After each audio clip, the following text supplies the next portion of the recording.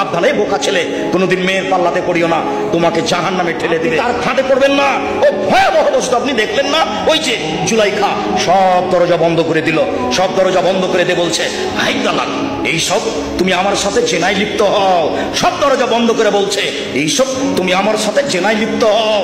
তখন ইউসুফ বলছেন, মাশাআল্লাহ, আমি আল্লাহর কাছে আশ্রয় চাচ্ছি, ছি ছি ছি ছি ছি, আমি আল্লাহর কাছে আশ্রয় চাচ্ছি। এই বলে তিনি বের হওয়ার জন্য দৌড় দিলেন। পিছন দিক থেকে জুলাইখা জামা ধরে টানতে লাগলো, ছিঁড়ে হাতে থেকে গেল।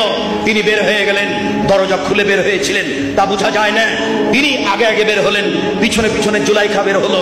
সেখানেই ছিল জুলাইখার স্বামী।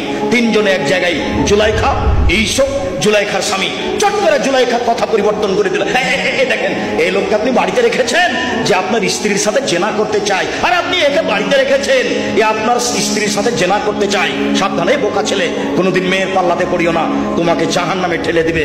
এই দেখো ইউসুফের মতো মানুষকে বেকায়দায় ফেলে দিল। তারপরে বলছে, আর আপনি জুলাইখার স্বামী কি ঘোষণা দিবেন? আমি জুলাইখা বলছি, একে যথাযথ পিটন দিতে হবে, নইলে জেলখানায় বন্দি করতে হবে। ইউসুফকে যথাযথ পিটন দিতে হবে, নইলে জেলখানায় বন্দি করতে হবে। 12 বছর জেল হয়ে গেল। 12 বছর পরে সরকারের পক্ষ থেকে ইউসুফকে ডাকতে আসা হলো। ইউসুফ বললেন, আর আমি জেল থেকে বের হবো কেন? জুলাইখাকে জাতির সামনে বলতে হবে, আমি জুলাইখা অন্যায় করেছি, ইউসুফ অন্যায় করেনি। যতদিন পর্যন্ত জুলাইখা জাতির সামনে ঘোষণা না দিবে, ততদিন পর্যন্ত আমি ইউসুফ জেল থেকে বের হবো না। জুলাইখা জাতির সামনে ভাষণ দিল, পৃথিবীর মানুষ শুনে রেখো, মিশরের মানুষ শুনে রেখো, আমি জুলাইখা মিথ্যাবাদিনী, ইউসুফ সত্যবাদী পুরুষ, অন্যায় আমি করেছি, ইউসুফ অন্যায় করেনি। এই ঘোষণা দেওয়ার পরে তিনি জেল থেকে বের হলেন। মনে রেখো যুবক, নারীর ফাঁদে পড়িও না, নারী বড় ভয়াবহ বস্তু। ও নারী জাতি, তোমরা এমন জাতি যে বুদ্ধিমানের বুদ্ধিকে নষ্ট করতে পারো। আমি দেখিনি তোমাদের যে কাউকে যে বুদ্ধিমানের বুদ্ধিকে নষ্ট করতে পারে। তোমরা এমন জাতি, তোমাদের মধ্যে কেউ এমন যে বুদ্ধিমানের বুদ্ধিকে নষ্ট করতে পারে।